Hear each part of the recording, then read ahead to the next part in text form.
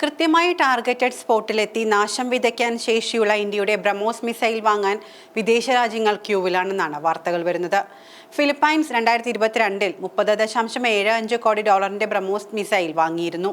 ഇതിന് പിന്നാലെ മറ്റു പല രാജ്യങ്ങളും ബ്രഹ്മോസ് മിസൈൽ വാങ്ങാൻ താൽപര്യം പ്രകടിപ്പിക്കുന്നുമുണ്ട് എന്ന വാർത്തകൾ നമ്മൾ സ്ഥിരമായി കാണാറുള്ളതാണ്. എന്താണ് ബ്രഹ്മോസ് മിസൈൽ? എന്താണ് ഈ ഇന്ത്യൻ നിർമ്മിത മിസൈലിന്റെ പ്രത്യേകത? ബ്രഹ്മോസ് മിസൈലിനെ കുറിച്ച് കൂടുതൽ അറിയാം.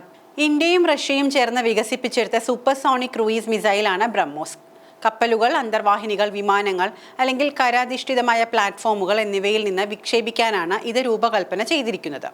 ബ്രഹ്മോസ് എന്നത് 2 നദികളുടെ പേരുകളിൽ നിന്നാണ് ഉരുത്തിരിഞ്ഞത്.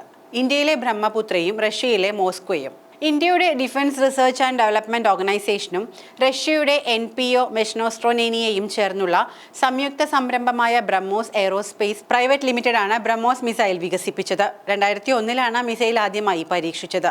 2005 മുതൽ ഇന്ത്യൻ സായുധ സേനയിൽ ഇതിനെ ഉൾപ്പെടുത്തിയിട്ടുമുണ്ട്. ബ്രഹ്മോസ് മിസൈലിന്റെ വേഗതയെക്കുറിച്ച് പറയുമ്പോൾ ബ്രഹ്മോസ് മിസൈലിന് മാക് 2.8 അതായത് ഏകദേശം 3000 km/മണിക്കൂർ വേഗതയുണ്ട്. ഇത് ലോകത്തിലെ ഏറ്റവും വേഗതയേറിയ ക്രൂയിസ് മിസൈലുകളിൽ ഒന്നാണ്.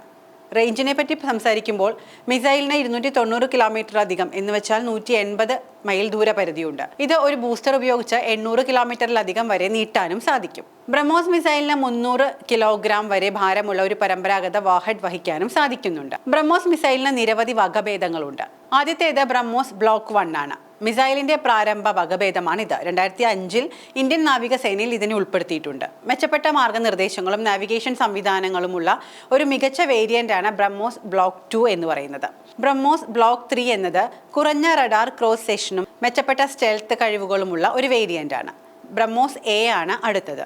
മിസൈലിന്റെ എയർ ലോഞ്ച് വേരിയന്റ് ആണ് ബ്രഹ്മോസ് A. ഇതൊരു Su-30 MKI യുദ്ധവിമാനത്തിൽ നിന്ന് പരീക്ഷിച്ചതുമാണ്. നിലവിൽ വികസിപ്പിച്ചുകൊണ്ടിരിക്കുന്ന മിസൈലിന്റെ ഒരു ചെറിയ പതിപ്പാണ് ബ്രഹ്മോസ് M എന്നത്. Indian navy, Indian army, Indian air force എന്നിവയുൾപ്പെടെ ഇന്ത്യൻ സായുധ സേനകളാണ് നിലവിൽ ബ്രഹ്മോസ് മിസൈൽ പ്രവർത്തിപ്പിക്കുന്നത്. സ്വന്തം സൈന്യത്തിനു വേണ്ടി മിസൈൽ വാങ്ങാൻ റഷ്യയും താൽപര്യം പ്രകടിപ്പിച്ചിട്ടുണ്ട്.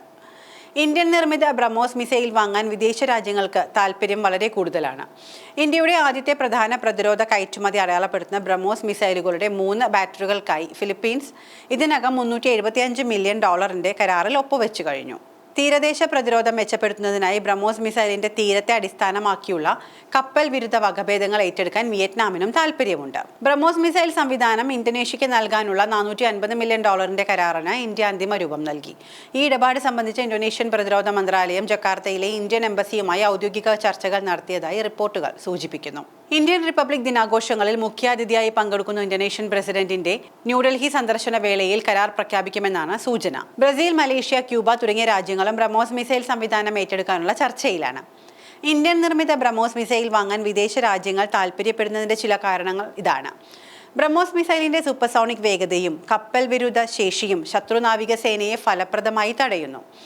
മിസൈലിന്റെ തീരത്തെ അടിസ്ഥാനമാക്കിയുള്ള വകഭേദങ്ങൾ ശക്തമായ ഒരു തീരപ്രതിരോധ സംവിധാനം നൽകുന്നു. ശത്രു കപ്പലുകൾക്കും ഉഭയജീവി ലാൻഡിങ്ങുകൾക്കുമെതിരെ സംരക്ഷിക്കുന്നു. കപ്പലുകൾ, അന്തർവാഹിനികൾ, വിമാനങ്ങൾ, കരാധിഷ്ഠിത സംവിധാനങ്ങൾ എന്നിവയുൾപ്പെടെ ഒന്നിലധികം പ്ലാറ്റ്ഫോമുകളിൽ നിന്ന് ബ്രഹ്മോസ് മിസൈൽ വിക്ഷേപിക്കാൻ കഴിയും. മിസൈലിന്റെ നൂതന മാർഗനിർദ്ദേശ സംവിധാനം ഉയർന്ന കൃത്യതയും ഫലപ്രാപ്തിയും ഉറപ്പാക്കുന്നു. മിസൈലിന്റെ രൂപകൽപ്പനയും നിർമ്മാണവും കുറഞ്ഞ പരിപാലന ചെലവും ദീർഘായുസ്സും ഉറപ്പാക്കുന്നു. ഇവയെല്ലാമാണ് മറ്റു രാജ്യങ്ങൾ ഇതിനെ ആകർഷിക്കാനുള്ള പ്രധാന കാരണങ്ങൾ.